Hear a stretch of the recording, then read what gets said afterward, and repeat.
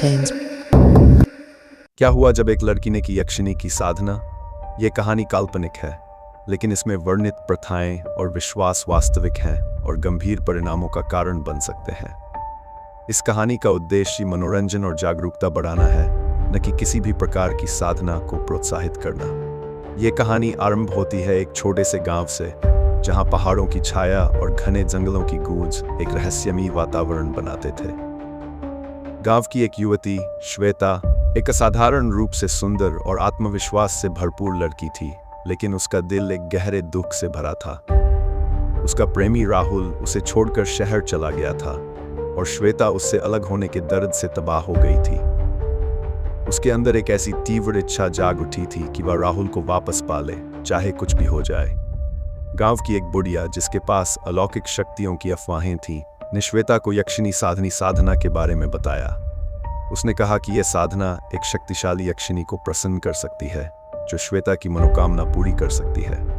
लेकिन बुढ़िया ने चेतावनी भी दी थी कि यह साधना बेहद खतरनाक है और इसके भयानक परिणाम भी हो सकते हैं। श्वेता अपने प्रेम की प्यास में इस चेतावनी को अनसुना कर दिया। श्वेता ने साधना शुरू कर दी। उसने रातों रात जंगल में जाकर कठोर तपस्या की, भूख प्यास को सहन किया और प्राचीन मंत्रों का जाप किया। हर गुजरते दिन के साथ उसका शरीर कमजोर होता गया, लेकिन उसकी इच्छा शक्ति और भी मजबूत होती गई। धीरे धीरे उसे अजीबोगरीब अनुभव होने लगे। उसे रात में पैरों की आवाजें सुनाई देने लगीं और उसे ऐसा लगने लगा कि कोई उसे देख रहा है। एक रात जब श्वेता साधना में पूरी तरह से लीन थी, तो अचानक एक ठंडी हवा चली और एक अलौकिक चमक फैल गई।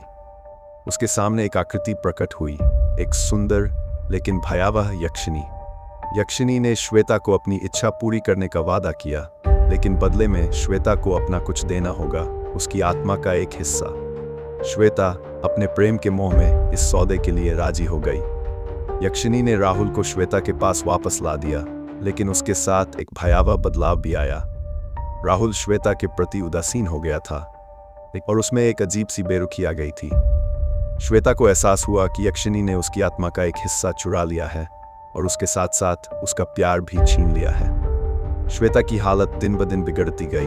उसका शरीर कमजोर हो गया और उसका मन भयानक सपनों से भरा रहने लगा। उसे यक्षिनी की छाया हर जगह दिखाई देने लगी और वह उससे कभी मुक्ति नहीं पा सकी। ये एक भयावह कहानी है जो हमें बताती है कि अलौकिक शक्तियों के साथ खेलना कितना खतरनाक हो सकता है। प्यार की चाहत में अंधे होने से पहले हमें हमेशा सोच समझकर कदम उठाना चाहिए। यह कहानी एक चेतावनी है। अंधविश्वास और अलौकिक शक्तियों की चाहत हमें भयावह परिणामों की ओर ले जा सकती है। हमें हमेशा तार्किक और समझदारी से काम लेना चाहिए और ऐसे किसी भी कार्य से बचना चाहिए जो हमारे जीवन को खतरे में डाल सकता है। प्यार पाने के लिए हमें सही रास्तों का चुनाव करना चाहिए, न कि अंधेरे और भयावह रास्तों का। यह कहानी केवल मनोरंजन के उद्देश्य से लिखी गई है। इसमें वर्णित प्रथाएं और विश्वास वास्तविक हैं, लेकिन इनका पालन करना बेहद खतरनाक हो सकता है।